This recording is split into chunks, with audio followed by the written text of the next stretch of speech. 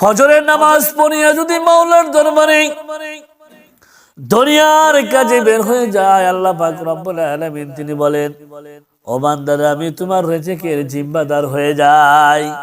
শুধু তাই নয়, আমি আল্লাহ পাক রব্বুল আলামিন তোমার চেহারার মধ্যে নূর দান করি। চিল্লায় বলেন সুবহানাল্লাহ। দোস্তরা আমার, বন্ধুরা আমার, ফজরের নামাজ পড়ার সঙ্গে সঙ্গে কিরামান কাতিবিন, ডান পাশে যেই ফেরেশতা বান্দার আমলনামায় লিখে ফেলে। ফজর থেকে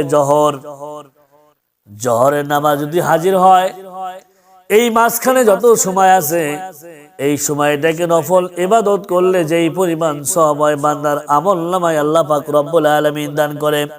দোস্তরা আমার, বন্ধুরা আমার, শুধু তাই নয়, আল্লাহ পাক রব্বুল আলামিন বান্দার জন্য আমলনামায় এই পৃথিবীর মধ্যে জমিন থেকে আসমান পর্যন্ত যত ফাঁকা জায়গা আছে, বান্দার আমলনামায় নেকিতে ভরপুর করে দেয়। চিল্লায় বলেন সুবহানাল্লাহ।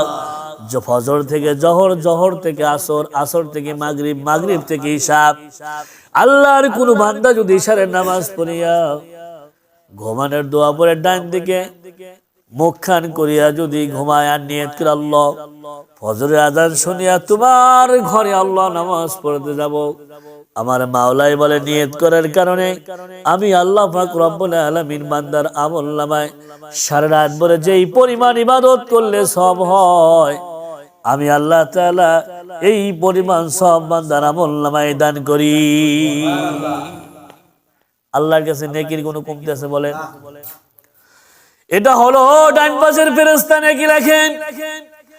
আর কোনো বেনামাজ যদি ফজরের নামাজ না পড়িয়া যদি বিছানায় ঘুমায়, আর এই যেন কিতাবের মধ্যে আছে, শয়তান তার গায়ে পিশাব করে দেয়, তার চেহারার মধ্যে কোনো নূর থাকে না।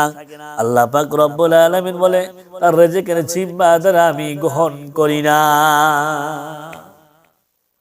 দোস্তরা আমার, বন্ধুরা আমার, ফজরের নামাজ না পড়ার কারণে বাম পাশের ফেরেশতা আল্লাহর কাছে ফরিয়াদ করে, আল্লাহ তোমার বান্দা ঘুমায়, ফজরের নামাজে গেল না, হাজির হইল না, আল্লাহ গুনাহ লেখা শুরু করলাম।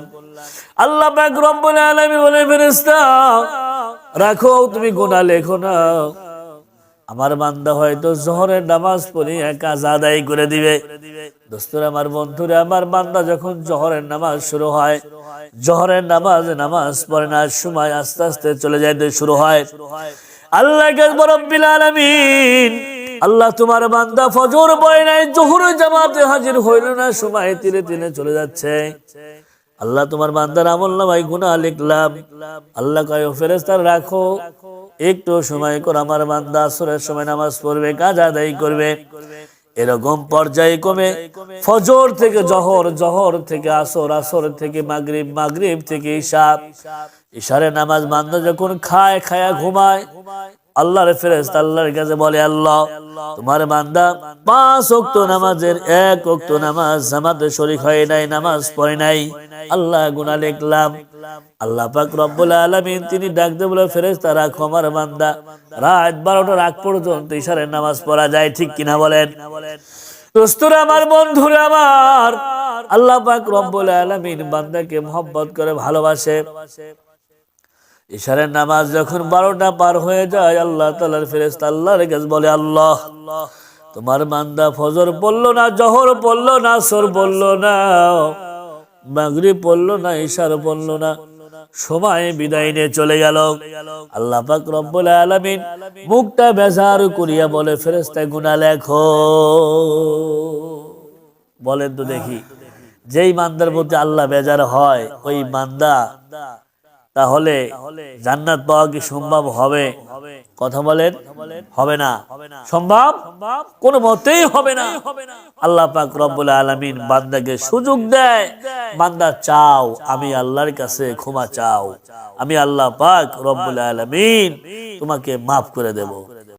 দোস্তরা আমার, বন্ধুরা আমার, আল্লাহ পাক রব্বুল আলামিন যারা বান্দাদেরকে এত ভালোবাসে, মহব্বত করে, গভীর রাতে আমার আল্লাহ পাক রব্বুল আলামিন প্রথম আসমানে আসে বলে, ও আমার কিয়াসুরে গুনাহগার বান্দারা, ওঠো, ঘুম থেকে ওঠো, আমি আল্লাহর কাছে ক্ষমা চাও, আমি আল্লাহ পাক রব্বুল আলামিন মাফ করব।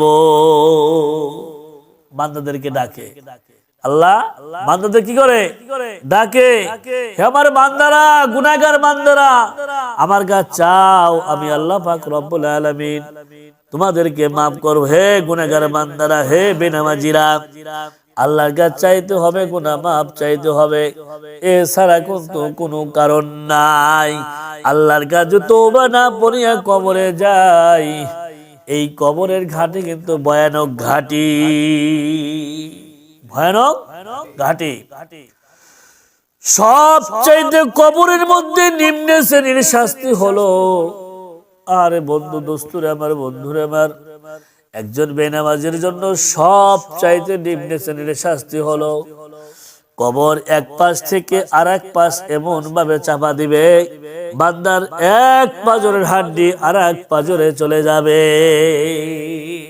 এটা হলো সর্বনিম্নের কি শাস্তি।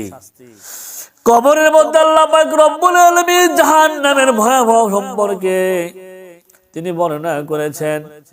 কিতাবের মধ্যে আছে, যেমন এমন সাপগুলো দংশন করতে থাকবে, একবার কামড় দিলে আল্লাহ পাক রব্বুল আলামিন ৭০ গজ মাটির নিচে চলে যাবে, আবার উঠবে, এরকম আবার যাবে।